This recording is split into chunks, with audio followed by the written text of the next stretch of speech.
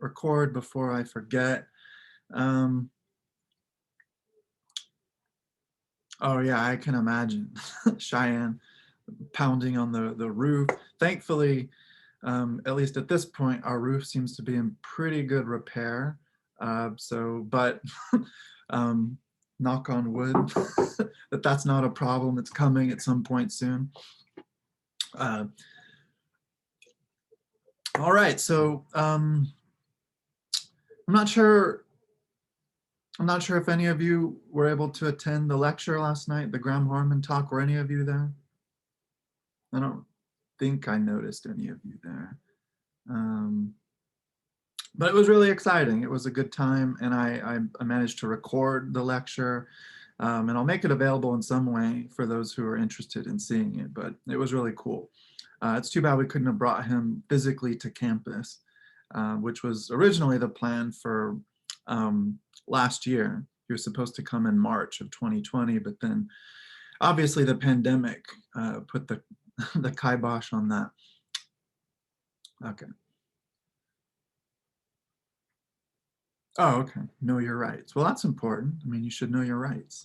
All right, so I can't fault you for that. But so today we're going to continue our discussion of Plato and the allegory of the cave. And I think it's Carissa and Janice. You guys are supposed to lead some discussion in connection to the James Baldwin piece. Are you guys here? I think I see. Yeah, I'm here. Carissa, okay. Is Janice here? I'm here. Oh, okay. This is so weird. Like if we were in a real classroom, I wouldn't have to ask silly questions like that. Okay.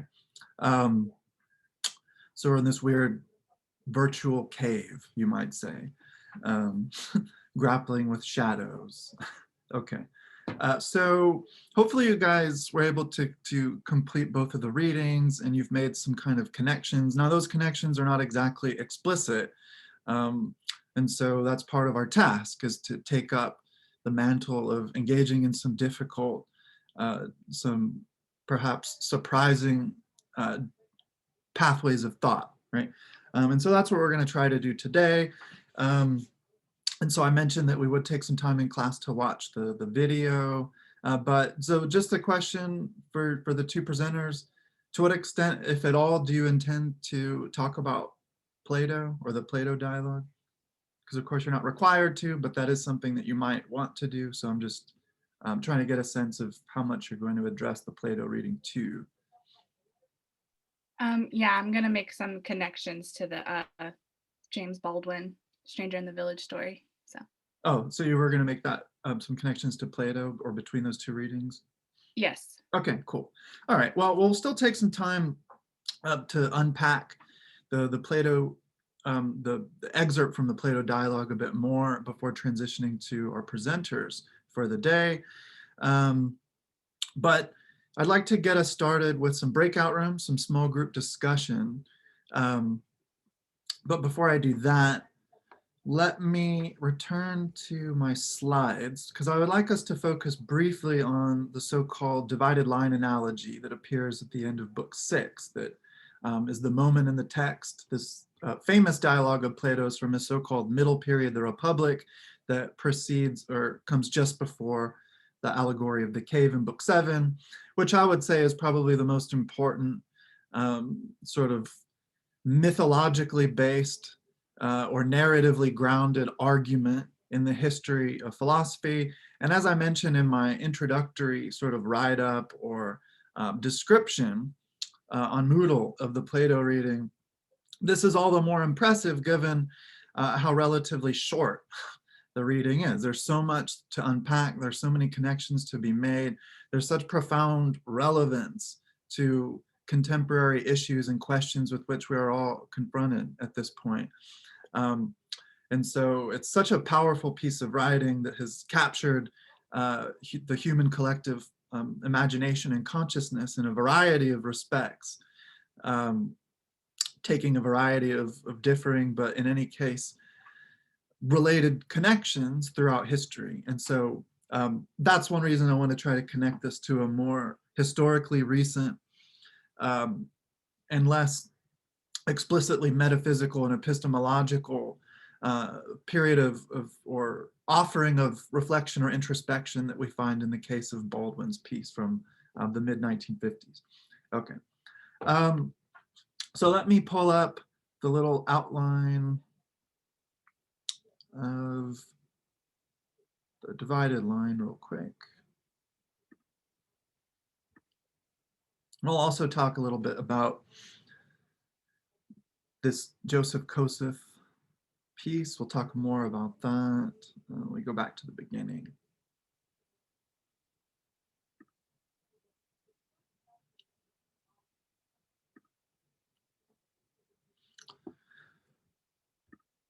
Okay, so we briefly discussed this simultaneously metaphysical and epistemological paradigm, which can also be seen as a map, as it were, of the cave land, as I described it last time, and the possible ascent towards liberation that one or another of the dwellers in the cave might embark upon, towards the not possession of, but towards the cognitive sort of or epistemic relation to the truth, right? Which would always, as we've talked about from the very beginning in the context of the first Platonic dialogue that we discussed, the object of knowledge. So if we say we know anything, then we are describing or articulating a particular relationship that we have as knowers to the object or content of that knowledge, being in every instance,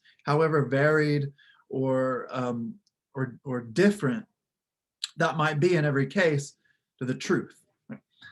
So what we find on the bottom of this horizontal line marking metaphysically the dualistic structure that we encounter in Plato's framework, the bottom of that line we see the interior space of the cave, as it were. And then when that prisoner is freed, they ascend the cave. But I wanted to take, and I mentioned this last time, I offered it for you guys to consider just as we were leaving class on Tuesday. I mentioned the image or a possible image of a superhero. So superhero mythology is very much popular right now in our collective consciousness and in our various popular cultural media. So I asked you to consider a superhero like Wonder Woman, right? And so so we can look at this structure for a moment if there are any questions about it. And then I want you guys, I'll show an image of Wonder Woman.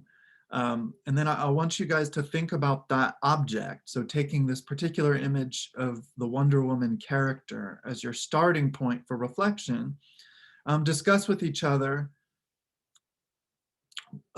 how to think through this image or to locate or place it somewhere along this cartography or this map of the ascent of knowledge, where we find the interior of the cave, the outside of the cave, and think about all the various objects that populate these domains. So in the first case, we have images as labeled here, but what are the objects that would correspond within the myth of the cave or the allegory of the cave to images?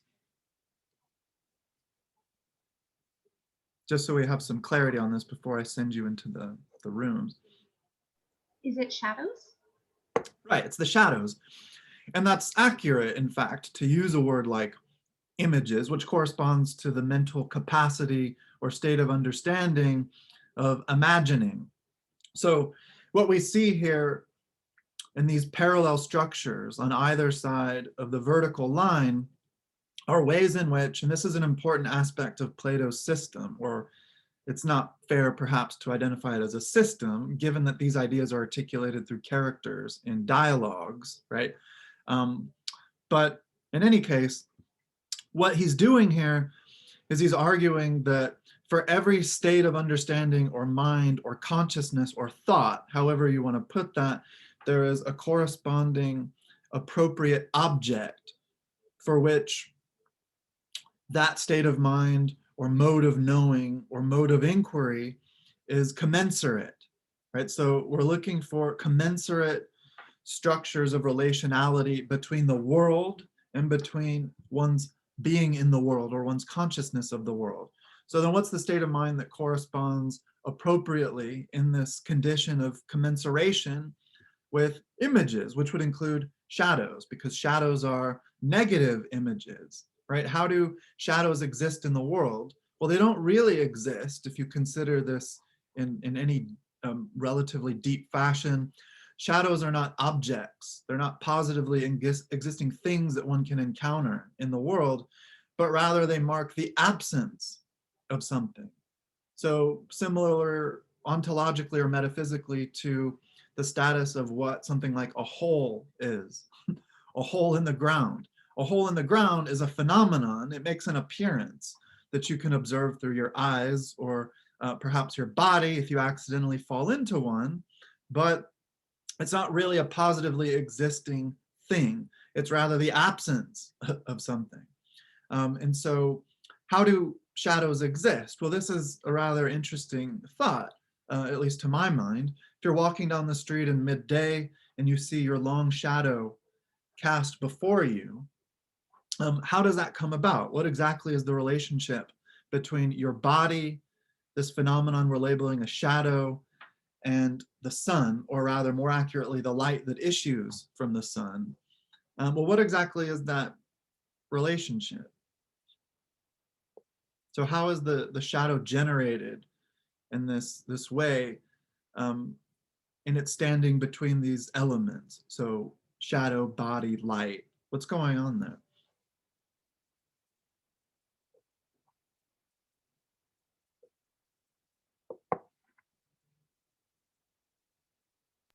I guess it would be like the absence of truth or knowledge about the object, because the light is being, the light that is hitting the wall is being blocked by the actual thing, but all that we can see is the shadow. It's the thing, the knowledge that is like, that should be there but isn't, I guess.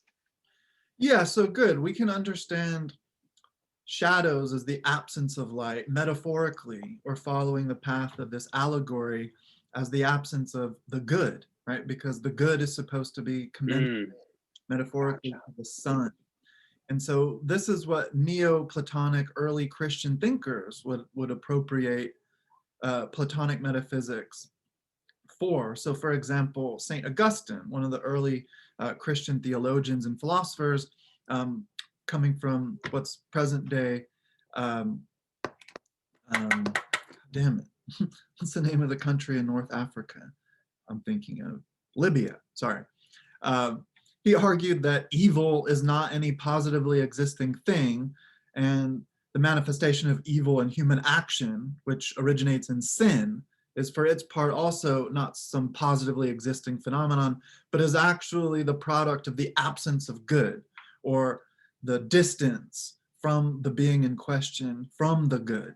But just in a straightforward way though, when you're walking on the street in midday and you see the shadow of your body cast in front of you, what's going on there is the light of the sun, which has traveled unobstructed for millions and millions of miles, suddenly is blocked in its path by the presence of your body. Right? So think about that next time you see your shadow. What you're dealing with is the product of that event where the sun's light has moved across millions and millions of miles without obstruction, and suddenly your body of all things is stopping its forward dissemination, right? So then a shadow is an image in the sense, unlike a photograph, for example, or another kind of representation like a painting, it is a negative image, right? And so that's something important to keep in mind. And so it's an image that arises only in the event of the blockage of the light. And the light is to be identified, remember, as the idea, or the idea from the Greek, in which anything in its substantial presence that can be known in its truth can stand forth as observable, as seen, right? So that's an important thing to keep in mind. And so when you look at a shadow, whether of your body or of a tree or of a cup or any other object that you might encounter there or that might be present in the immediate space around you, what you're dealing with is a profound reduction of the substantial appearance of the phenomenon in question, of which the shadow is a negative image. So it resembles, right? It takes on some determinate shapeliness that corresponds to the object of which it is a negative image, but it is woefully in every case reductive, right? And so that's really what the role of the shadow is here. And then we develop common sense beliefs above and beyond mere images within the course of this epistemic category of a belief or opinion, as it were, doxa, about what seems to be the case. So when it comes to this point, if we're talking about this outside of the cave, you might first see the shadow of a tree, or if you're walking past a lake or something, you will notice the reflection of the sun, for example, on the surface of the water. But then you develop opinions beyond that. When you say, for example, this shadow is the product of the process that we just characterized, or this image of the sun that I perceive on the surface of the water is the effect or the result of the originary presence of the body in the sky, of which it is an image or a reflection. And then you can develop opinions or articulate or express beliefs about that object, of which the image is an effect or a product. And you say things like, yeah, the sun is a source of happiness. That's why I prefer spring over winter, because it's more sunny. Or when the sun is starting to go down, that indicates to me, whether I'm explicitly thinking about this or not, that it's time to wind down the workday, or other beliefs or opinions that we come to associate with the sun in our experience of it. But it doesn't really exhaust the plenitude of the source of the sun in its presence as ultimately the source of truth, in the way of ever more accurate, ever more detailed knowledge of that body, of that object that we're calling the sun. Okay, so I mean, maybe this is confusing, but I wonder if it, I mean, I'm wondering if you guys are having some ideas now of how to place an image like Wonder Woman, or if it's too difficult. Do you have any sense of what I'm getting at here, or how you might think about that? Let me pull up an image.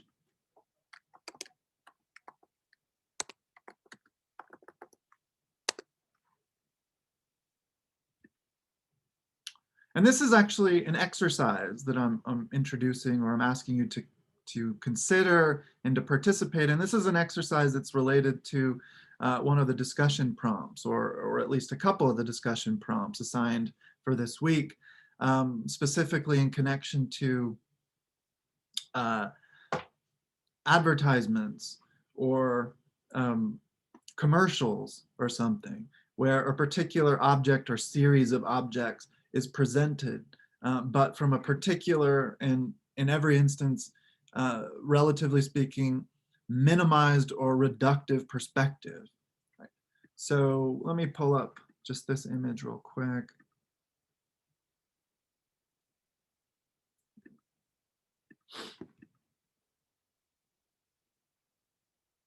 Could you give us your ideas on why superheroes are so popular right now? I've been noticing that too. Why the collective hive mind has decided that superheroes are the thing right now. What are your ideas on that? Because it's a weird thing to have that during a pandemic. Yeah, well, I mean, I think that this elevation of the superhero mythos has been ongoing, really ultimately far before the pandemic struck. And I have some views about that that might not be very popular. I tend to think of this elevated mythology um, as the increasing infantilization of adult consciousness, right? That even with a film like The Joker, right? What was so intriguing supposedly about The Joker? Well, it was supposed to be very serious and very mature and very adult. And one problematic result of that sort of popular um, coming to terms with or thinking about or reflecting about the value of the Joker. So sorry, let me show this image.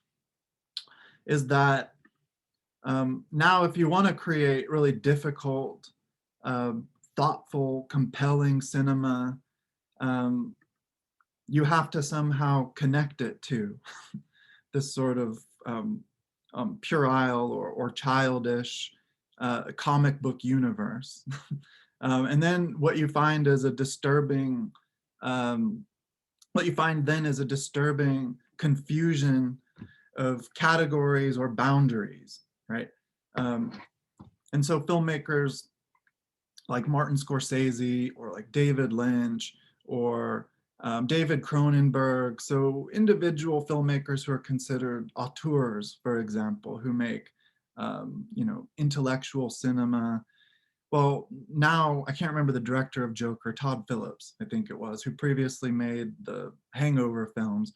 Well, now if they want to get any support by major movie production houses, well, then they're going to have to sort of appeal to the masses in this way. And then the masses can go to films like that and say, and to a lesser extent, I think Wonder Woman fits this category or this characterization or description, but then also films like Black Panther for other reasons.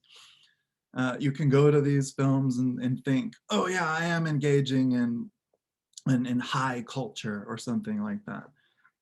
But there's also something to be said more positively about this. And so these superhero characters, and that's something I want to talk about when I'm asking you to reflect on an image like this of Wonder Woman. There's something about this imagery, about this structured mythology, and the way in which the elements of this mythos, so the DC universe, the Marvel universe, and so forth, speak to our deepest, almost trans-historical human preoccupations, obsessions, desires, fears, and so forth. And so I think that there is to be a little bit more charitable to the popularization and increasing sort of demand of our focus on this kind of storytelling. I think that there is something to it, right? There is something substantial about it, despite my sort of, you might say, elitist or grumpy complaints. But does that make any sense? Does that answer your question? Absolutely. And I was also kind of wondering along that same vein if it's kind of making like the hero story more palatable, like that classic story that, that we've seen throughout eons. Is it like just kind of the modern rendition of it as well? Yeah, I think so. I mean, we can maybe find a parallel, however superficial the sense of this parallel turns out to be, depending on our differential perspectives or opinions, what we care about, what we value, and so forth. There is a parallel that we might set up and observe between this more recent or current superhero mythos and like the pantheon of the Greek gods, right? So consider something like the superhero team, the Avengers, which actually includes a god from Norse mythology, right? Thor. And so, but it's now using beyond the childish medium. So when I talked about the infantilization of the adult consciousness in terms of art, I mean that in a historical sense, that previously it was, and I was a fan of comic books. I still have a comic book collection myself. I don't read them anymore really, but I still have my old comic books from when I was a kid and a teenager. But yeah, it was really children who in maybe young adults, teenagers who were, reading comic books. But now you have, self-respecting, middle-aged people going to see the Avengers and talking about it. And it's not just superheroes. You have people, middle-aged people going to the cinema to see weird Pixar cartoons or whatever, right? Yeah, I think that going back to the superhero thing, though, the superhero phenomenon, I think that there is an important thematic and conceptual connection to be made to earlier, even ancient preoccupations and relations that humans have with each other, and the confusing qualities of the world that gives us so much trouble in our efforts to understand and navigate it. Okay, but so let's talk about this Wonder Woman image. Maybe I don't have to send you, because I'm afraid it might be, maybe I'm asking too much at this point. So maybe we don't have to go into breakout rooms. Maybe we can just talk about this together.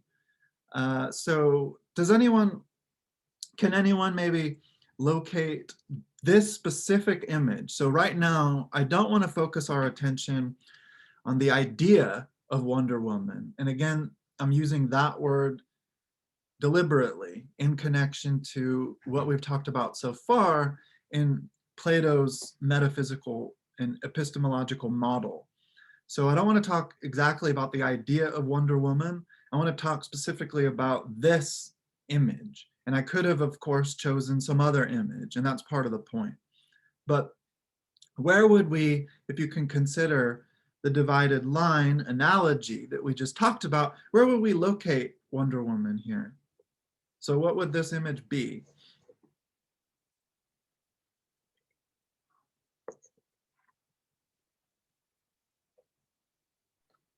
Well, it would be in the lower left, but I don't actually remember the title of the section there.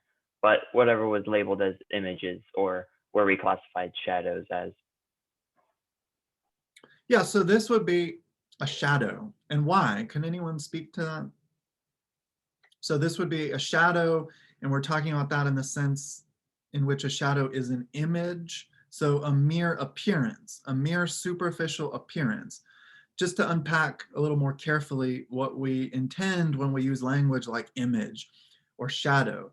So when I'm talking about an image, I'm talking about a kind of glossy veneer, which just as it indicates, or in some sense discloses what is beneath it, also hides it or conceals it.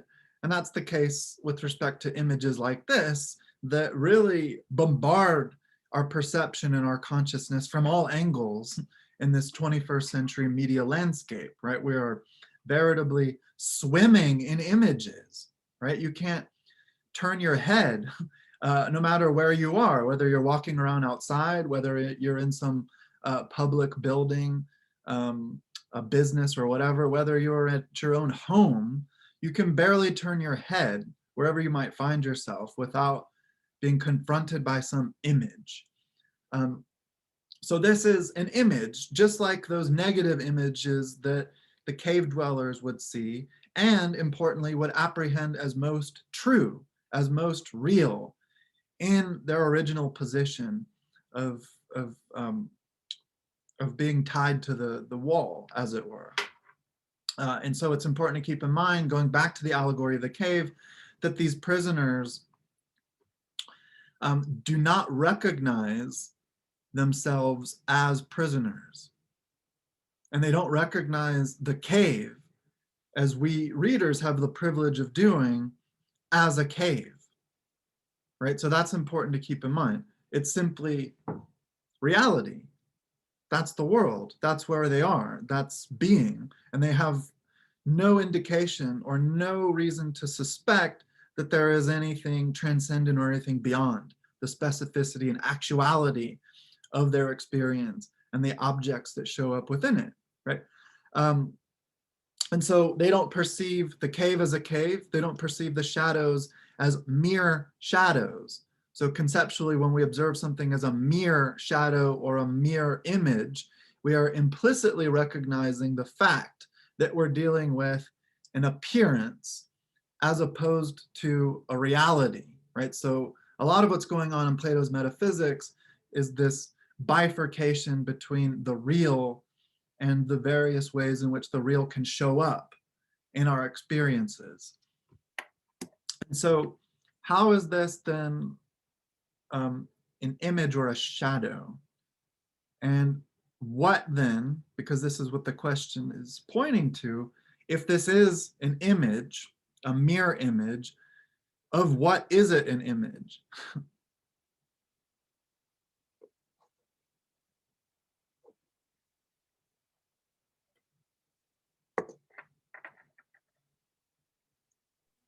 Maybe the idea of this like powerful female essence that's kind of like transcending human abilities or something like that.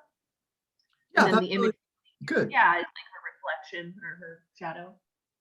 Yeah, so something like female empowerment, right? And that makes sense to us in a very particular way because of the history of our shared experience, right? So there would be no Wonder Woman as we understand the character within this broader mythos of Wonder Woman if it weren't for the differential treatment of women throughout our human history as somehow other than human, where when we think of human in terms of popular culture, in terms of masculinist or patriarchal ideology, we tend to, whether we want to or not, have this image of a man, right? And then because of racism, as many have pointed out, and this is connected to the Baldwin piece, we might also have more specifically the image of a white man as that which represents humanity, right?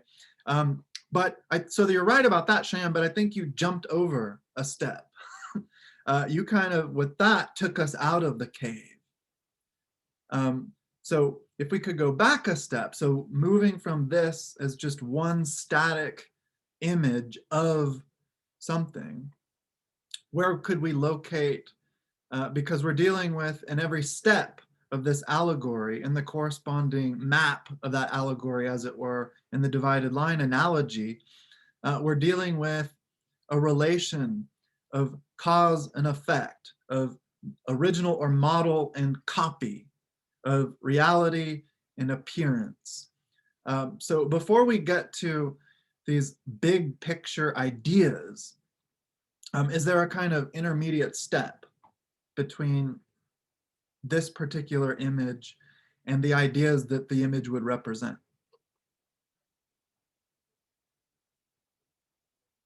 And so I'm using this image specifically. I could have used another one, but this is from the recent film, right?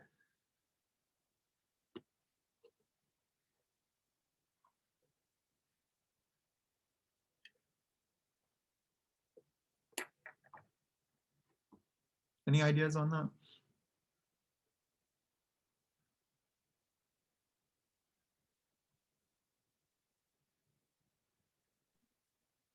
Could it go from the shadow of this image to the actual character? I don't know. I'm trying to get back in the cave.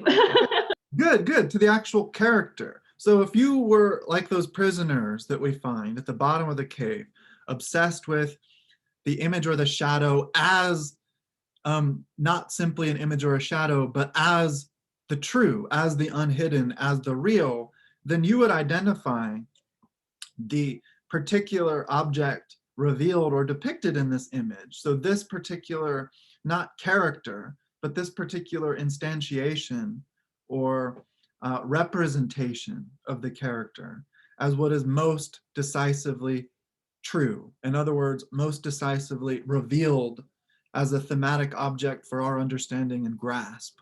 So then you might say, this is Wonder Woman. And if someone were to show you the television series from, I think it was the 1970s, where Linda Carter portrayed Wonder Woman, you'd say, that's not Wonder Woman, right? I don't know what you're talking about. I don't know this particular actor's name who's representing the new Wonder Woman. I haven't seen the film, but that would be the instance of someone thinking, well, no, it's only this Wonder Woman. right? Or I mean, we can talk about any number of franchise characters. So like think of James Bond, for example. People very angry about choices that the producers of these films make, right? So people were, some people were hilariously outraged when Daniel Craig was selected to represent James Bond because he had blonde hair, right? That somehow belied the understanding of what this particular character had to be, right? And so there are also cases, I'm trying to remember a recent one in which I think it is actually with James Bond, right? So I can't remember the recent film, but James Bond was presented, or there was an idea to present James Bond as I think, what's his name? Idris Elba was considered to represent James Bond. I'm not sure if that went forward, but people were angry because James Bond was white and this would be a black man representing him, right? And so that's happened in, I think, in numerous cases. So there seems to be an inability to move one's consciousness or one's understanding beyond this momentary, static snapshot or frozen image of the broader phenomenon, which is in any case more true or more real than any particular representation of it can ever adequately capture, right?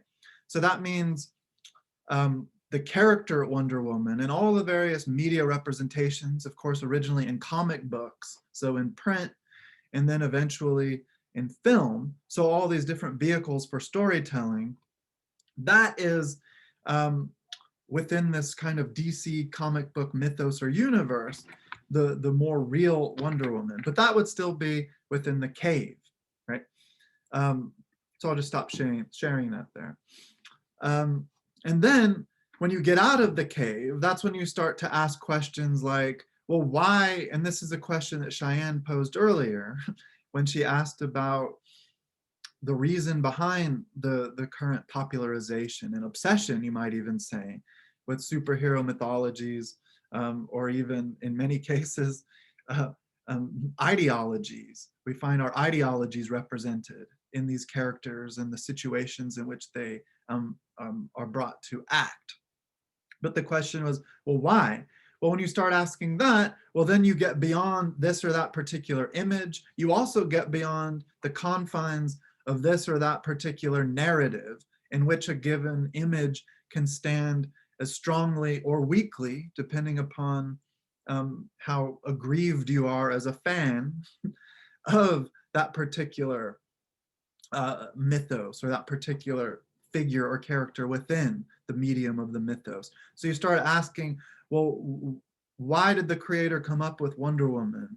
What human concerns, desires, preoccupations, fears, and hopes, what ideas, in other words, brought about the decisions that were necessary to create this mythos and to create the characters that would come to occupy them, from which we can draw over the span of many decades to come up with not only new ways of representing these characters visually, but also new ways of representing them in terms of their relationships with other characters, behaviors, confronting world problems, and so forth. So now we're brought to think of things like Cheyenne mentioned about human, or excuse me, specifically in the case of Wonder Woman, this kind of female empowerment, right?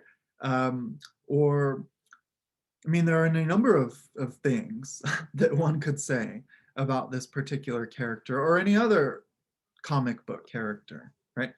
And so then just to briefly go back to, and we'll talk some more about this.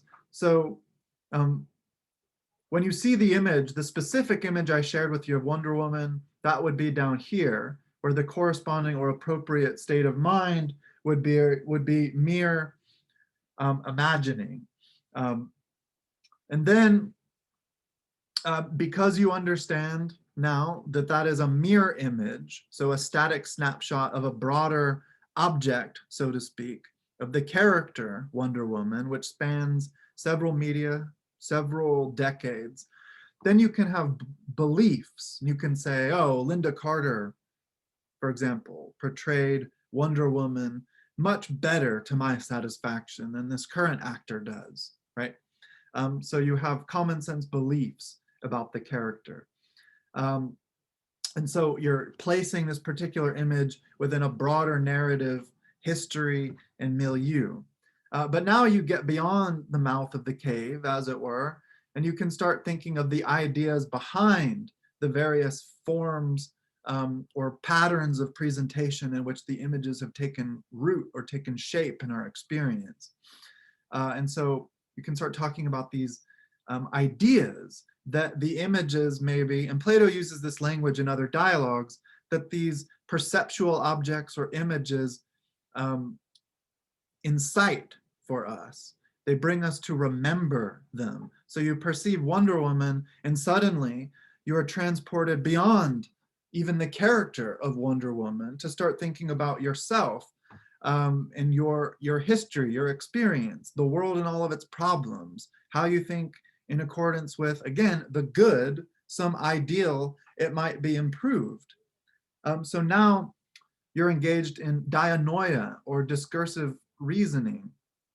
So you are making connections between what it means to be human, the differential treatment and experience of women throughout our different historical periods and social, material, historical situations.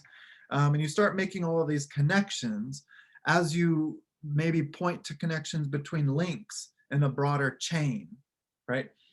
But then there seems to be a kind of decisive qualitative leap that takes place when you move from C here to D, from discursive reasoning to noesis or direct intuition. And it's really only in noesis or direct intuition where the corresponding object that is appropriate or commensurate to that state of understanding is the good in itself. The good, the idea or idea or form of the good as it is in itself, by itself. So not this particular good. So I think that the actor who portrays Wonder Woman is doing a good job, or I think that the coffee I'm currently drinking tastes good, and so forth. We have all of these different ways of thinking the good and applying that concept to the content of our experience in our everyday lives.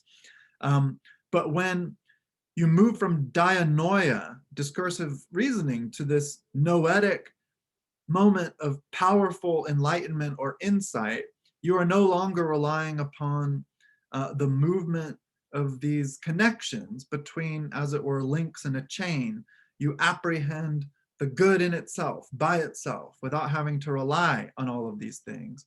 And when that happens, just as we talked about last time, you come to recognize that even though you have only now reached the highest point of understanding in your apprehension of the good in itself, you have in any case all along been participating in that or relying upon it.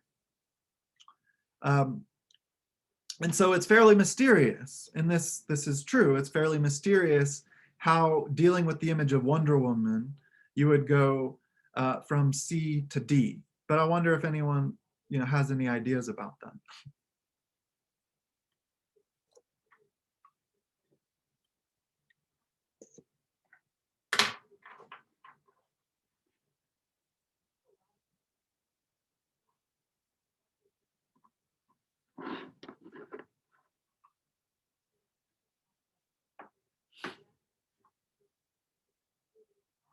Well, maybe not. That's a very heavy question, and I certainly don't have an adequate answer to it. And that shouldn't be surprising given Socrates' own difficulty in articulating the sense of this to agathon, this good in itself, right? He could only gesture towards a metaphorical connection between the good in our lives and the role that the sun plays in our lives, right?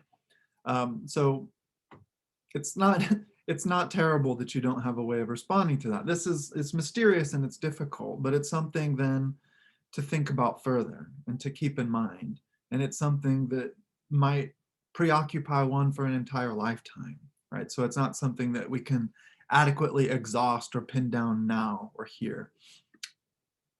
Okay, so I don't want to bore you anymore with the chairs, but let's go back to this. So we can compare the chair on the left, which is a two-dimensional static representation of the middle object, this physical chair that we can sit in and so forth.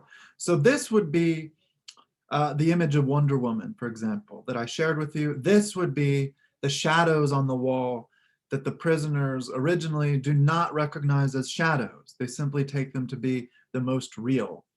But then the middle chair, that would be, in the case of the cave, those statues or puppets, which are the positive presences, which causally make possible the negative images as these shadows on the wall. And so that would be the broader sort of mythos of the character Wonder Woman, in which we can encounter a variety, even an infinite variety of representations. So perhaps in 200 years, we'll still be finding new contributions to this superhero mythos, where we'll encounter new Wonder Womans doing new things, further developing or expanding or transforming the import, the meaning, the value and interest of that character as time goes on. And then to the right, so now we have a kind of dictionary definition. In Plato's terminology, we have a logos of the chair, which in itself is purely intelligible as an object of understanding. It goes beyond any sensuous representation, but has to be broad enough in its inexhaustibility to accommodate any representation that one could ever conceive of or not conceive of in the way of chairs. And then we could say the same about the intellectual or cultural currents that undergird the very emergence of the superhero mythos, in which we encounter someone like Wonder Woman and all the various representations and images that can stand in the narrative arc of that mythological universe.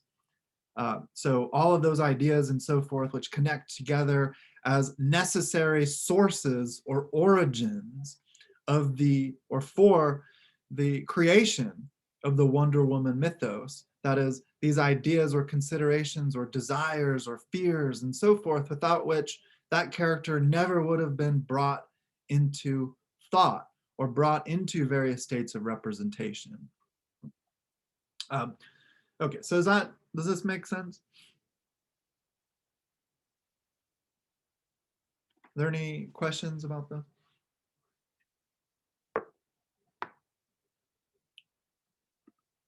And so this is a connection, this is the last slide I have actually, to make to the Baldwin piece.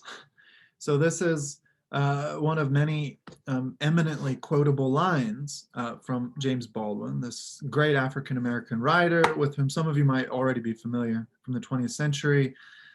Ignorance allied with power is the most ferocious enemy justice can have. And so there's a sense in which those prisoners, as we saw when the freed prisoner returns to them with bright ideas of emancipating them, whatever that might mean, and we can talk about that, well, they respond with hostility, right? So then we can see a willful ignorance, the desire to remain within the grip of a kind of benighted conception of the whole. That is, in the case of the prisoners, this willful desire to retain the specifically, falsely so, positive character in terms of the being or reality of those shadows, rather than achieving the distance from them necessary to accurately recognize them as the shadows that they are. Okay, so does that make sense as a first go of establishing a connection here?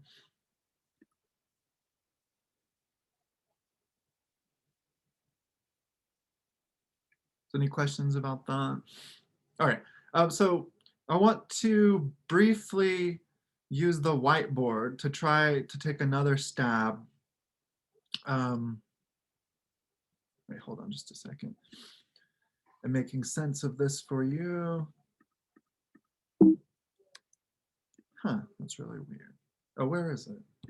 Oh, I had another image on there, or another slide that I wanted to talk about. So the schematic of the cave allegory that I gave you guys. But first, let me use the whiteboard.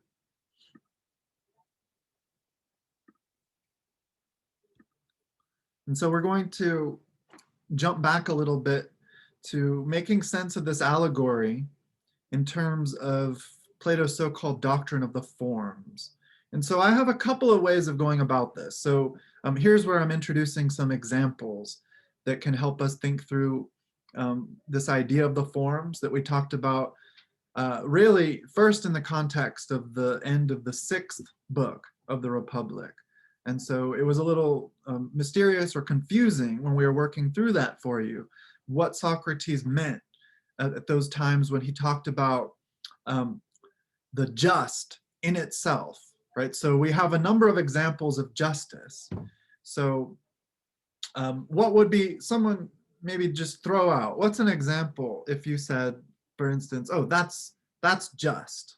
If you had to present an instance where justice has been served or justice has been realized, or some state of affairs exemplifies what you take to be real justice, what would be an example of that?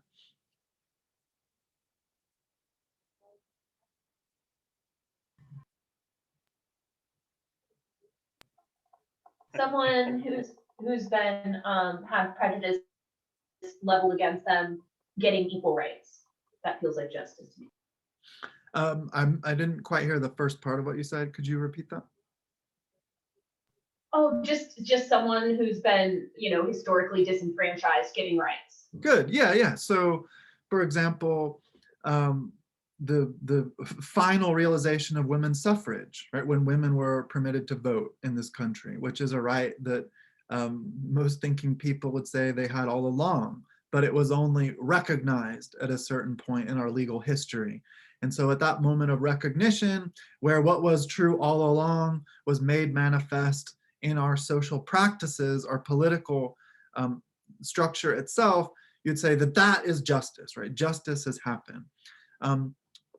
Or what's a different example? Can someone else give me another example that maybe looks different from that?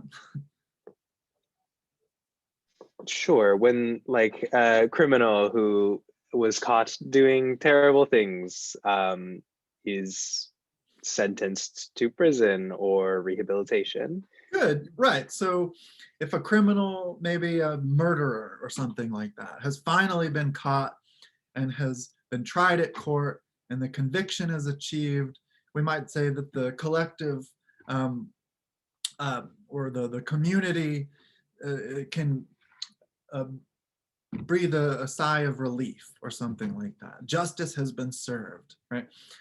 So these are two really substantially different phenomena or events in the world, yet we have no real difficulty in observing them both to be instances of the just, right?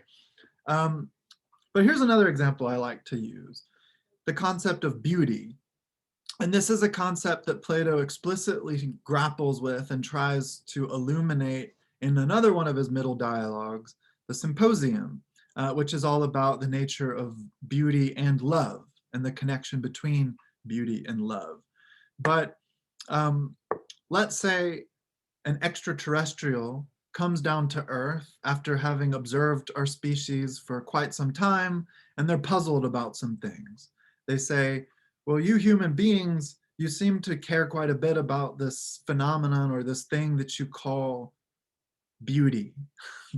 But I'm really confused. Maybe you could explain that to me.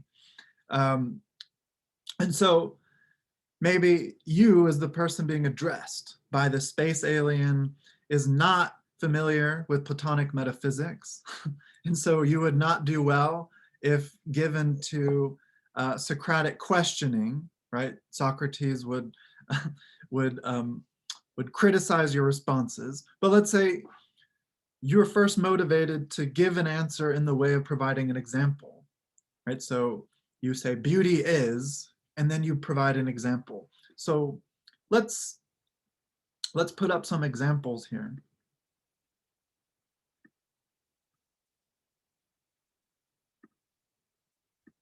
Who, trying to write in this stupid text box. So who wants to give an example of what you identify as beautiful, or what you perceive or think about as beautiful? So what's an example of beauty? I could be sappy and say my wife. All right. What else? Anyone can just jump in here. Just throw out some ideas.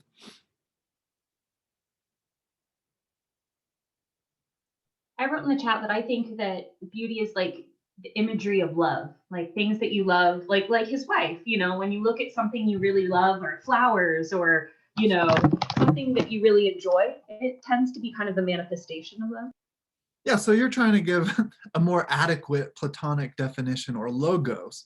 But I'm looking for the opposite of a good Platonic definition. So I'll just take what you said, flowers. But I really liked your way of explaining that, though. And it's somewhat close to the idea that Plato articulates in the Symposium, for which he actually draws on this mythic priestess woman, Diotima, whom Socrates says taught him everything he knows about the nature of love and beauty. And he claims in that dialogue, before getting into this particular discussion, to be an expert in erotics. Socrates claims to be an expert in erotics, which sounds kind of disgusting, but he really just means an expert in eros, or love. And he learned everything that he understands about it from this priestess, Diotima, who has similar ideas about the connection between love and beauty. But flowers. So what's another example? So what are some other things you guys think are beautiful, or is beautiful? Perhaps a sunset or a sunrise. All right, what else?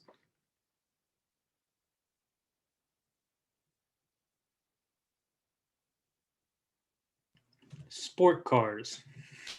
Okay, I like that example. Oops. Let's just say, wait, sports car. I guess that's how you say it, right? Sports cars. Okay, cool. So like a Corvette, a Lamborghini, or whatever else. Cool, it's a good example. Other examples?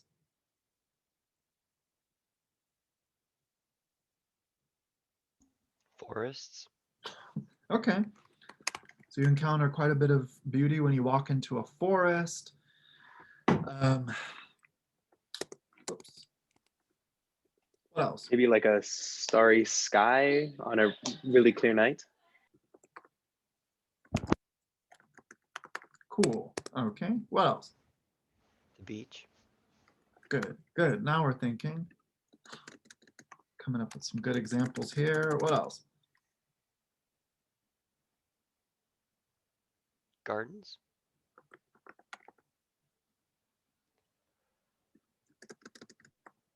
Okay. Garden. Animals. How about a specific animal? That might work better here. Rats. Oh, I like that. That's cool. That's surprising. I'm not going to disagree. So some might find a rat beautiful. That's actually really helpful here. What else? We haven't really touched on the domain of art yet. You can say like a painting, right, is beautiful. Oh, yeah. Other things? Memories. Yeah, so maybe certain memories. And not all memories, of course, would be seen as beautiful, but certainly some can be accurately described in that way. Or going back to art, a piece of music, for example. Or for those who like sports, maybe like an athletic beat, or like a play in a baseball or a football game or something like that. Maybe like a really elegant mathematical proof. For those who are into mathematics, they might say things like that. Well, that's really beautiful, right? What you came up with. So we don't need to go on, but it should be clear at this point that we could spend an infinite amount of time populating this little text box with examples of the beautiful, right? So let's say you spent some time expressing all of these instances of what you take to be the beautiful. Maybe these are legitimate examples in your own case. So you really think that each of these instances counts as beautiful. And so you're spending some time sharing all of these ideas, expressing your views with the space alien. And what do you think the alien would say? So the alien says, you human species, you care a lot about this mysterious phenomenon you call beauty. Tell me what beauty is. And you say, oh, well, beauty is my wife. Beauty is this rat. Beauty is this Cézanne painting. Beauty is this touchdown at the Super Bowl. Or beauty is this sunset. Beauty is this beach. Or we might say, some think this way, beauty is this newborn baby, right? Now, what do you suppose the alien, or how do you suppose the alien would respond to this? Would they say, oh, okay, I got it? Or would they be more confused than they were previously? It reminds me of the. Oh, after you, Cheyenne. Oh, I'm so sorry. It just reminds me of the word decline in Hawaii. They used to say it all the time, and it was like I was trying to figure out what it meant, and they would use it to describe their girlfriend, and they would use it to describe some really good dish they ate, and I was like, what is this word? Does it, is it a noun? Is it a verb? Like, what are we dealing with here? Yeah, that's a really good example. What is the, what's the word again? That's interesting. Decline. Could you spell it maybe in the chat? Or if you don't know how, that's okay. You can kind of look it up. But yeah, that's really interesting. So you were confused about that, and this is largely because you're a kind of stranger to the culture, and that's exactly how we're characterizing the aliens' efforts here of making sense of this mysterious concern or obsession or phenomenon that we find significant above many other things in our human lives. So beauty has a kind of intrinsic value. It's pursuable, desirable for its own sake. And yet we locate the beautiful and all of these multiplicitous, incredibly varied phenomena, right? So the alien would be brought to think, as you sort of characterize your experience with that mysterious word, Cheyenne, well, what the hell is it that makes a garden the same? Because we're talking about all of these as instances of this unitary, universal, that is, that we're calling the beautiful. So the alien might say, what the hell is it about a garden that makes it the same as a rat? Or how is it that your particular memory of a wonderful experience you had 7 years ago, identical insofar as it's beautiful, with a flower? Or how is the touchdown that you observed at the Super Bowl in its beauty commensurate or identical with the beauty of a redwood tree that you can encounter in a forest, right? What relationship could there possibly be between a mathematical proof and the beach? So what the theory of the forms is supposed to do is to make sense for us, and this is one thing among others that the theory of the forms is supposed to do, is to make sense for us how it is that we can gather a multiplicity, so a diversity of things, or the many under a one, right? Under this sort of unitary umbrella, as it were. So how is it that we can say that all of these very disparate objects or phenomena or experiences are the same insofar as they are beautiful? Well, the simple answer Plato gives us is they all in their own way, insofar as they are beautiful, they all in their own way somehow participate in, and he uses different language. And so in all these different terms, depending on the context, it's because all these phenomena participate in, manifest, reflect, represent, instantiate, so all these different ways, the universal, unchanging form of beauty in itself, by itself. And it's only because of their relation to that, which is a kind of causal relation.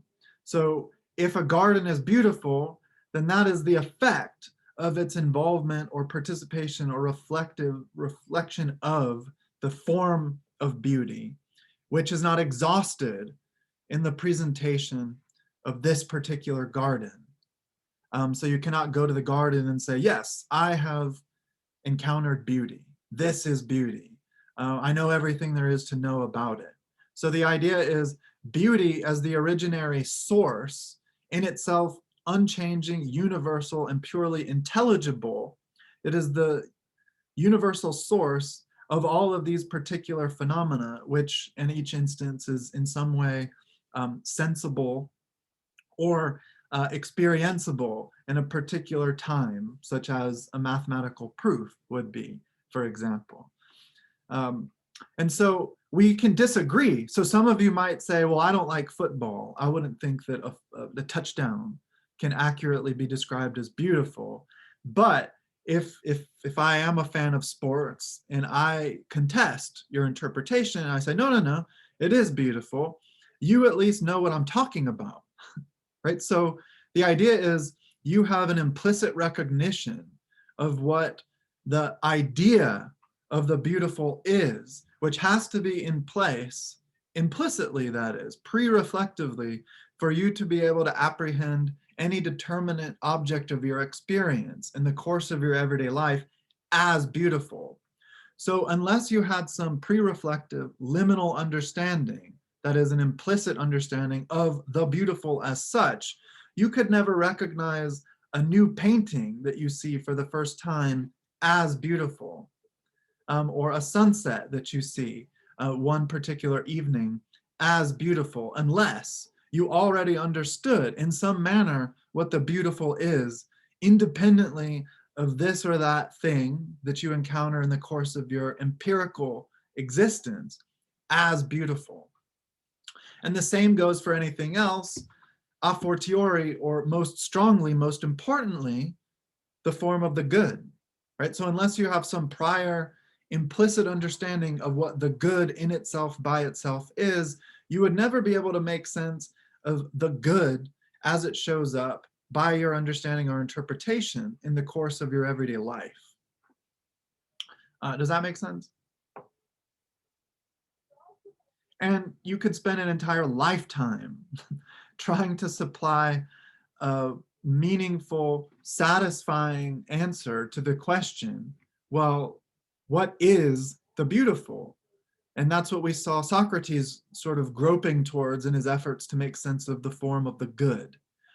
So then the idea is anything that exists at all exists as a particular thing to the extent that it exists as the effect of the originary cause of the form as a universal that gathers it as one instance or particular among an infinity of possible other instances or particulars. Like we can derive, for example, an infinity of various static images of the character Wonder Woman, but none of those images in itself is sufficient to exhaust the very depth of the reality out of which it emerges for your particular experience of it. But we often get lost in the sensible images or in the things that we encounter as particulars in our lives, and we take them to be, as it were, the totality of the phenomenon that we are using to describe them.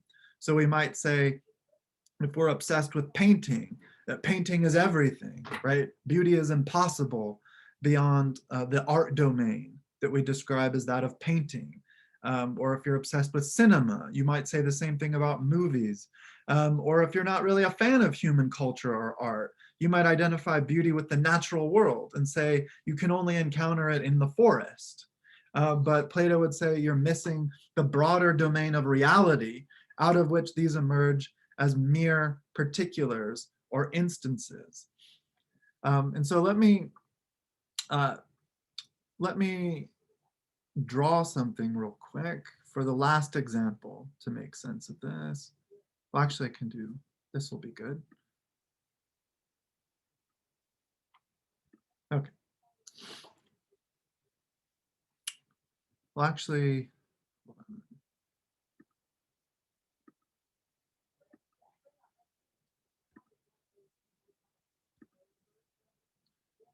I didn't want to make such a nice circle. I can't just freely draw. God, this sucks. All right, well, let's just deal with this somewhat perfect circle. So this is a circle, right? But let's just pretend that I was able to draw a relatively shitty circle for you. So let's pretend that maybe there's like a break in the line, or it's a little oblong or a little contorted, such that if you were to measure it, the distance from the center to the extreme of the contour would not be identical around it. Yet, you would be able to recognize it in any case as a circle, right? So if I were to take a pen and to really sloppily draw out the polygon that kind of approximates the image of a circle, I would ask you, what is that? And you could say, oh, well, you know, that's a circle. And then if I asked if it's perfect, you would of course say no. And then if I asked, well, in what way is it imperfect? You could say, oh, well, there's a break in the line, but that's not how a circle should be. A circle begins at no certain point. The relationship, the center to the extremes of the circumference is not identical at every point. So that doesn't match what a circle should offer us. But you're able, in any case, to observe it as a circle. But now dealing with this perfect circle, as it were, it's not really perfect, this representation, this image.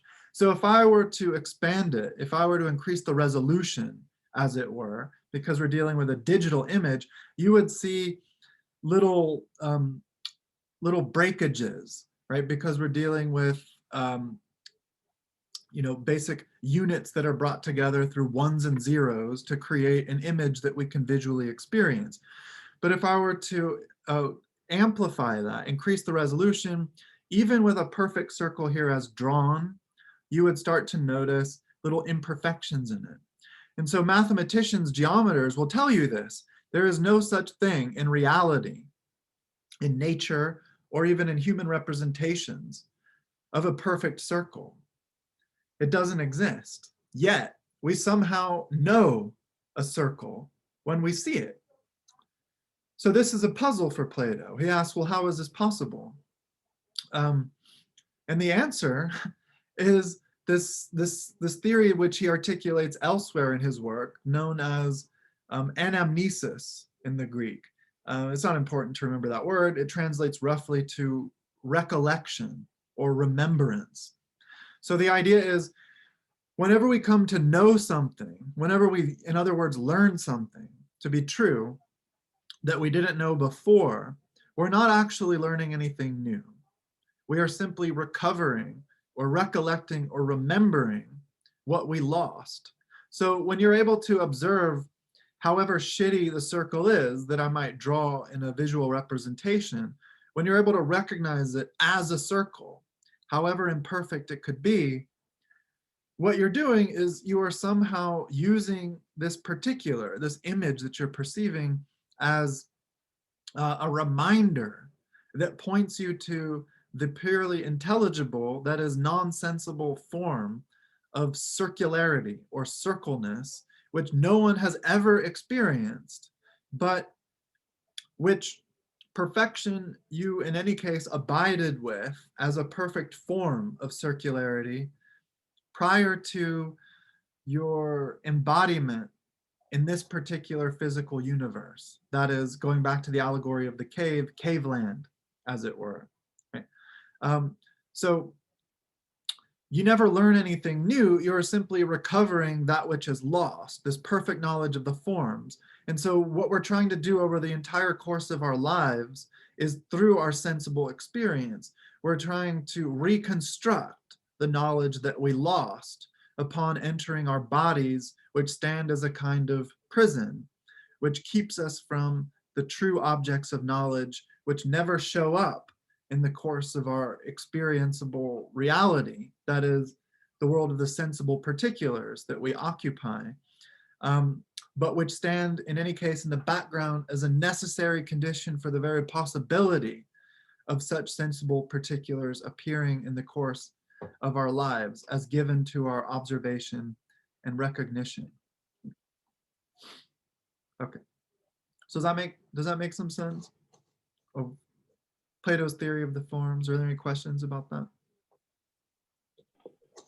It just seems like a very wild concept, the fact that technically we already know everything. We're just trying to recall our memories. And I guess my only question is, like, where does all of our knowledge come from then? If it's like lost when we enter the body, does that hence suggest a soul or some other like out of body person that is ourself? Yeah, that would be for Plato the soul. And so your soul, which makes possible, among other things, life and intellection or consciousness, is that which is responsible for the acquisition through inquiry of legitimate knowledge. But that acquisition is always really, practically speaking, the gathering or recollection of what was lost. And it was lost because of the oppositional or obfuscating principle of the body itself. And so this is a physical universe that our bodies occupy, which would be then cave land, the cave world. But that is the world, in any case, that we must live in. And so the last thing I'll say before I hand it to our presenters to talk about Baldwin and to make some connections is to go back to the slideshow really quickly. So maybe some of you have looked at this. I made it available under week 6, or yeah, wait, what week are we in? 7, wait, I don't know anymore. This week for the Plato reading. And so this maps the various points of transition that mark the experience of the particular figure in the narrative who frees himself or is freed in some way. So then stage 1 is where we find the prisoners chained inside the cave, where they are completely engrossed in what they encounter, the shadows.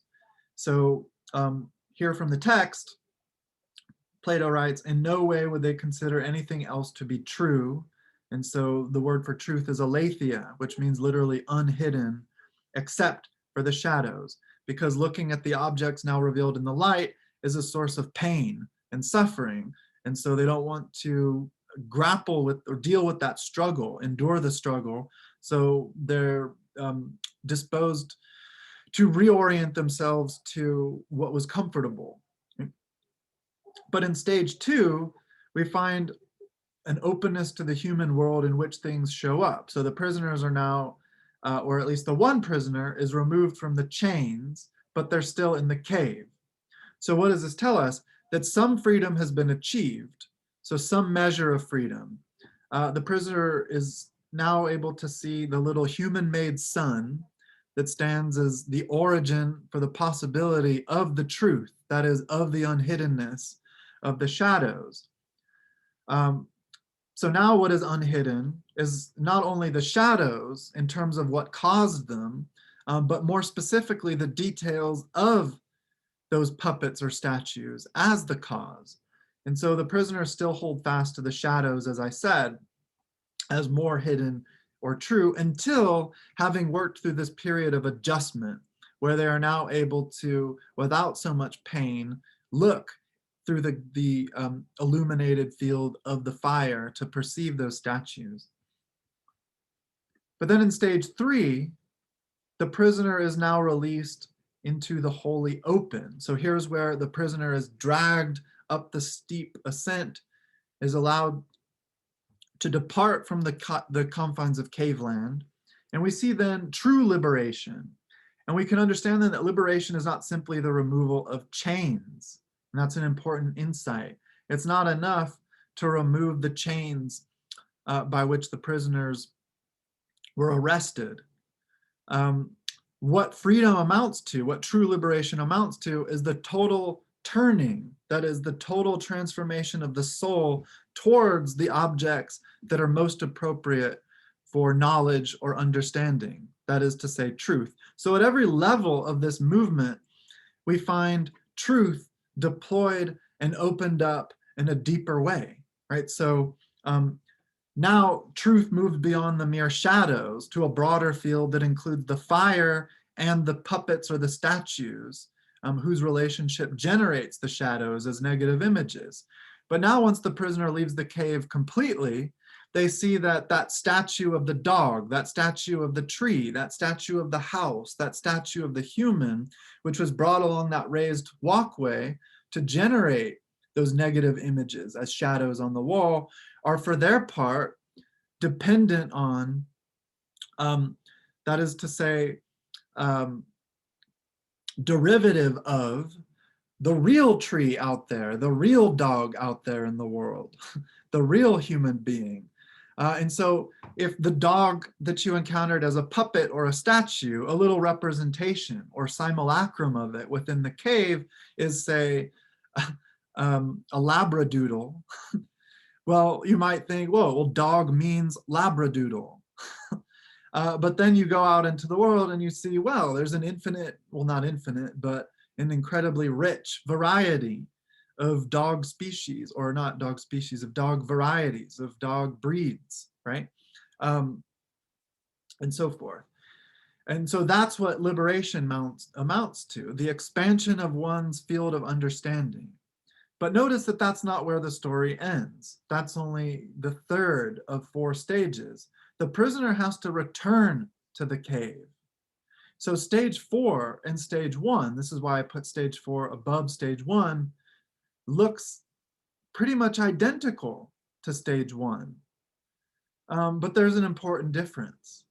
And so this should remind us of some things we talked about at the very beginning of this class in the context of Plato's Apology, right? So now this is our fate. We cannot leave the cave. We cannot, as it were, leave our bodies. We cannot freely choose to leave the physical universe.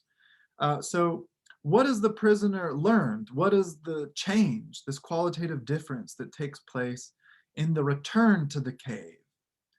Well, now the only difference is the prisoner, unlike those who are not able to leave, the prisoner who left and came back, is able to see that the cave is a cave.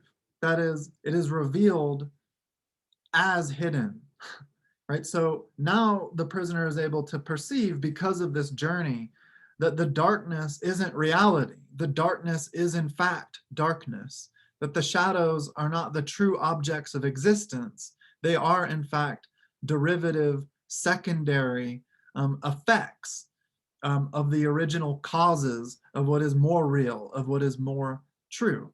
And so since the cave is our human world, that is the only place we can live, we can't get rid of the darkness of the cave.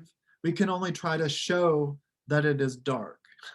We can only try to reveal the hiddenness as hidden.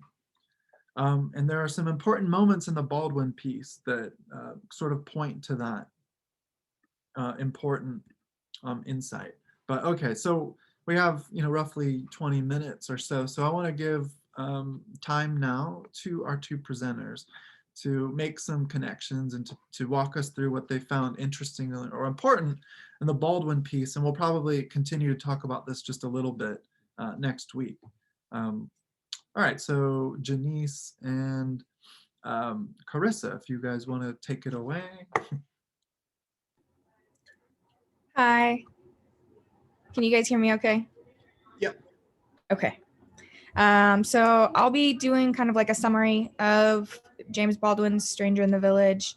And then Janice, my partner, is going to be kind of making some connections between James Baldwin's story and Plato's Allegory of the Cave. So the main themes that we see in this short story are inequality and injustice, but more relevantly to our theme for this section is the differences of reality. He talks personally about his experiences in the village and later on more impersonally or more abstractly about racism in the world. The story basically goes on about him going to a Swiss village, and he's not only the only Black person in the village, but he's the only Black person they've ever seen, which is very interesting for him because he's never really experienced that. He's lived in America his whole life, and so he's never come across someone who's just genuinely never seen someone that's a different color as them. And they kind of treat him as if he's almost not human. And they really wonder about him, like the way they look at him, the way they talk to him, or don't talk to him at all, like when they pass by him. And he feels more of like a living wonder than a human. A lot of times they kind of stare at him or will try and like come up to touch his hair or his skin just because they don't really know how to act around him. And so they don't mean to be unkind. Like he doesn't sense any unkindness from them, but it doesn't kind of take away from the fact that it's still maybe hurtful to him. And there are days when he can't play around with them because they call him a word that is the only word that they really know to describe him, but it sounds very close, like a syllable off from the N-word slur that he's used to hearing his whole life. And that's a very negative thing for him, and it elicits like a trauma response for him. The village is so separate from the outside world that it takes them hours just to get to civilization, and even then they rarely see anyone that's not white. So their reality is a lot different than the reality he's used to. So they don't have the same sensitivities to racism, and they don't really know what to look for and that sort of thing because it's not something that they deal with every day. They're not really even knowledgeable of it. So they even go as far as like bragging to him that once a year, every year, they have a custom in the village where they will collect money to buy African natives for the purpose of converting them to Christianity. And like a couple of kids will dress up in blackface and put on horse wigs and parade around the village asking for money. And, if we saw that in our everyday situation, it would be jarring. We would see that as something that's not culturally sensitive. But that's not something that they, in their reality, recognize as inappropriate. So yeah, I was very surprised to read that, just kind of seeing the differences in reality, and that's a big part of the whole story. And he kind of separates after that to a more impersonal approach, talking more abstractly about the world, about how if there's a big difference in if he was seeing a white man for the first time in Africa versus a Black man being first seen by white people. And he says that the white man takes the astonishment as tribute, for he arrives to conquer and to convert the natives whose inferiority in relation to himself is not even to be questioned. Whereas when people see him for the first time, it's a very different response. And he feels that although they should have stumbled into my African village a few hundred years ago, might have rejoiced their hearts, but the astonishment with which they greet me today can only poison mine. You know, he sees them and they're so shook by seeing someone who's a different color than them that they treat him so differently that it feels so negative towards him. He feels very outside, even though he knows that their reality is just different from his and their point of view is very different, being that they're so separate from the outside world. So he goes on a lot about how different realities can almost shape your viewpoint in a different way.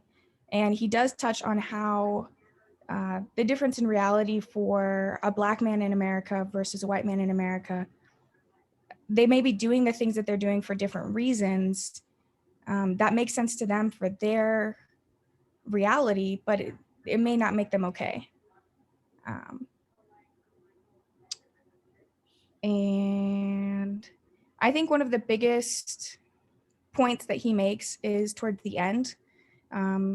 His quote is that very faintly, it must be admitted, very slowly and very much against our will, that this version of the world is dangerously inaccurate and perfectly useless.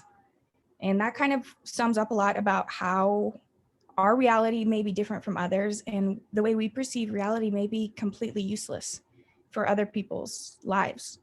And it doesn't really change how they live their lives. And then he goes on to say that it protects our moral high-mindedness at the terrible expense of weakening our grasp of reality. People who shut their eyes to reality simply invite their own destruction. And anyone who insists on remaining in a state of innocence long after that innocence is dead turns himself into a monster.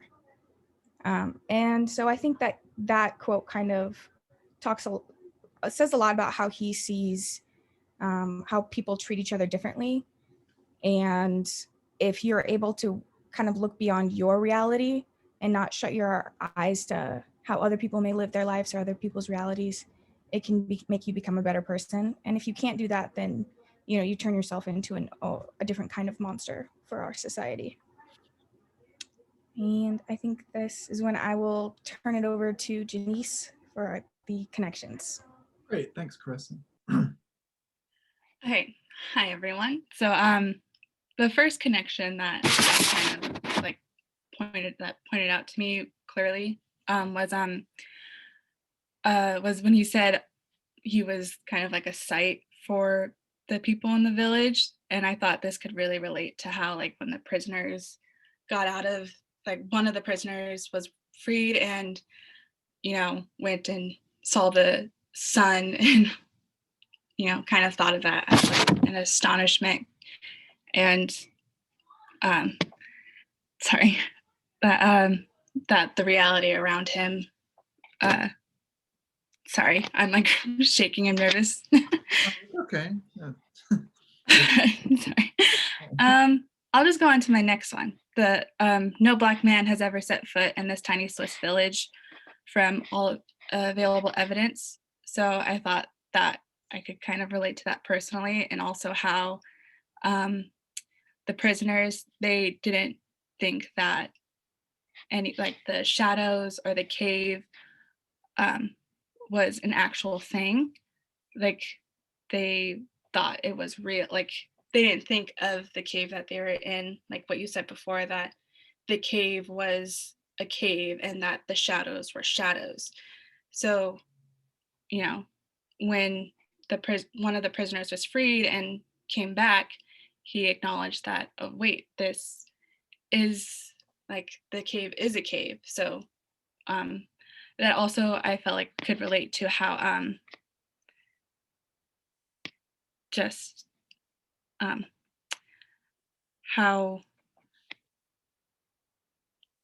how he was like the first Black man to step foot in a village, and there's no evidence saying that he was the first Black man, or if he, yeah.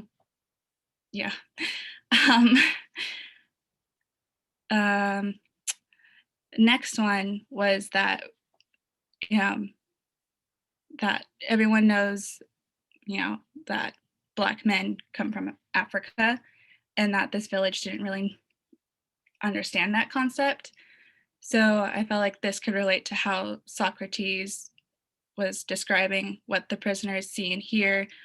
When the prisoners see the shadows, that they see them as things, like they're actual like beings, rather than, shadows, that they aren't real. So it kind of relates to my first one in a way, my first connection. Another one I would say is that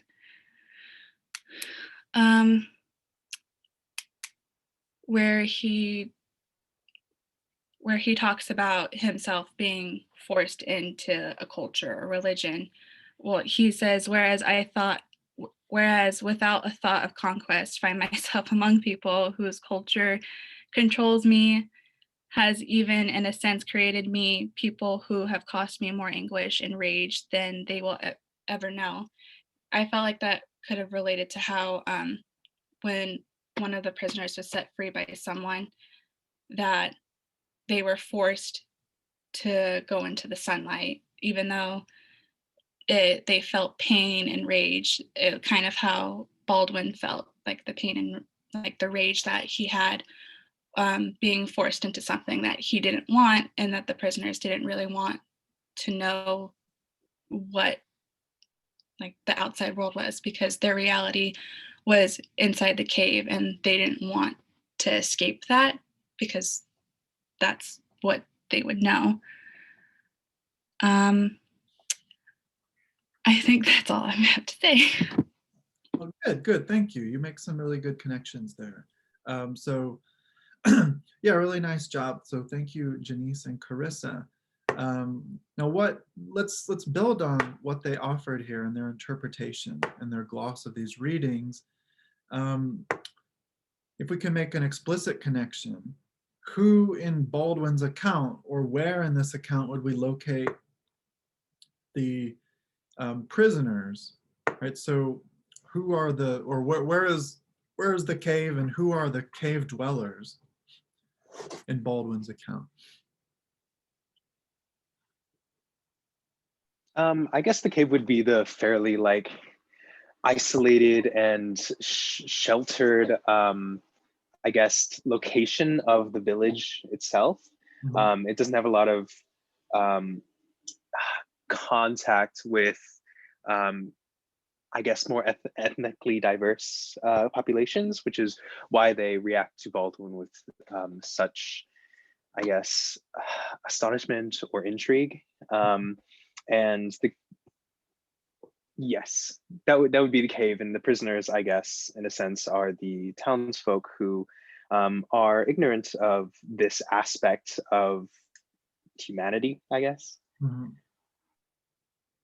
Okay, so then the prisoners are not Baldwin himself, which is interesting, because Baldwin himself is the one who's experiencing the trauma. Baldwin himself is the one who is who is made to feel other, who is made to feel perhaps a prisoner in the confines of his own skin, as it were, or in his own self-identity. So Daniel mentioned the cave as the Swiss village, but we could also identify the United States, out of which Baldwin had come, from which he had, with difficulty and imperfectly, extricated himself because of the violence, of the trauma, of the oppression, of the marginalization that he had experienced. So this is what compelled him to Europe. This is what pushed him to France. And so he left kind of the cave of America for the cave of this strange Swiss village, and achieved a new perspective, right? Achieved a new orientation to the cave that he had just left. And so, I mean, there are a couple of points to make. And so I want to draw, I mean, throughout this piece, but with the few minutes we have left, to turn to the end. And so this is something that Carissa mentioned specifically. Well, just before that, I want to mention this. Let me see.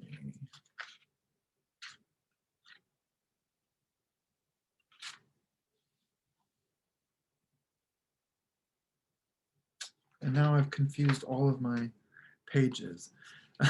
But on the last page at the very beginning, he says, but I must accept the status, or excuse me, but I must accept the status which myth, if nothing else, gives me in the West before I can hope to change the myth. So I must accept the status which myth, if nothing else, gives me in the West before I can hope to change the myth. So we can understand, and this goes to the etymology of words like myth, mythos, mythology, and so forth, in its connection to that which is mysterious, for example, that which is concealed or obscure. So the myth that he's referring to here could be understood as the shadows in the cave, which are in their relationship to them on the part of the prisoners, recognized and embraced not as shadows, as the presenters told us, but rather as the real, rather as reality.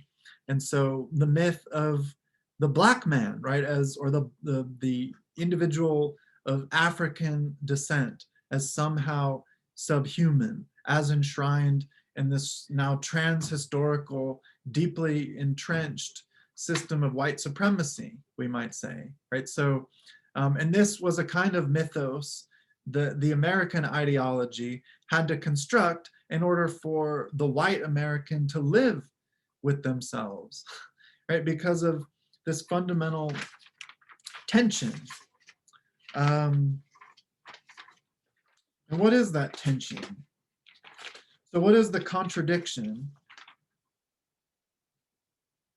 So now I found that page. So the sentence that precedes the one I just read says, I doubt that the villagers think of the devil when they face a cathedral because they have never been identified with the devil. So when they see a cathedral, they see something different than Baldwin does because of his differential experience, having gone through the world as a black man under the system or ideology of white supremacy. But that's when he says, but I must accept the status which myth, if nothing else, gives me in the West before I can hope to change the myth. So he's saying that, and he makes this comment about darkness, for example, associated with the conception of hell that many Westerners, because of the imagery given through Christian theological thinking, creates in our minds. But what is this contradiction that gave rise to it? Well, there's a contradiction in beliefs. So first of all, the notion that we see in our founding documents, our founding literature, this notion of universal human equality, right? That all people are all men, as we find in the Declaration of Independence, all men are created equal, right? Yet we have the very person who wrote that, who articulated that thought, Thomas Jefferson, actively a slaveholder, right? And this is a painful contradiction that we, with historical hindsight, are not alone in coming to terms with. This is a contradiction that people at the time noticed. So for that reason, the US in many ways was ridiculed from the vantage of Europeans who saw that hypocrisy, who saw that contradiction for what it was. So we have this idea of human equality, yet some humans are not equal. And how is that possible? Well, because of a myth. We have to tell ourselves, oh, well, these aren't humans. They're somehow subhuman. And so that's the denial of reality, which allows us to live with ourselves. So the last thing I'll say is just to read from the bit of description that I provided in introducing you to the Baldwin reading, and then we'll end it. So sorry, going a little bit over here, but this is from the famous debate. So for those of you who read it, this is from that famous debate that Baldwin had. Oops, I skipped it. That Baldwin had with William F. Buckley in 1965. And so for those who have seen that show on HBO, Lovecraft Country, this is mentioned, but he says, The other deeper element is, or of a certain awkwardness I feel, has to do with one's point of view. I have to put it that way. One's sense, one's system of reality. So he's talking not about individual realities that we have or live in, but how we have a sense of reality. He says, it would seem to be the proposition before the House, and I would put it that way, is the American dream at the expense of the American Negro, or the American dream is at the expense of the American Negro. Is the question hideously loaded? And then one's response to that question, one's reaction to that question, has to depend on effect and in effect, where you find yourself in the world, what your sense of reality is, what your system of reality is. That is, it depends on assumptions which we hold so deeply so as to be scarcely aware of them. So again, think of those shadows which from the point of view of the imprisoned prisoners are not shadows at all, but the real. Okay, so we've gone a few minutes over. I apologize for that. But are there any final comments or questions about any of this? Okay, so I look forward to reading your contributions to this week's discussion forum. Next week, we're turning back again to David Hume, and we'll take up some explicitly epistemological questions. So questions having to do with the possibility of knowledge versus in this week, we were talking about metaphysics and epistemology. So we'll turn more pointedly to epistemology. So I hope you guys have a good weekend. And if you're feeling a bit beat down like I am, solidarity, we'll work through it, and have a good weekend. I'll see you guys next week. Woo, solidarity. Have a good weekend. Thanks, Dr. Harmon. See ya. See ya.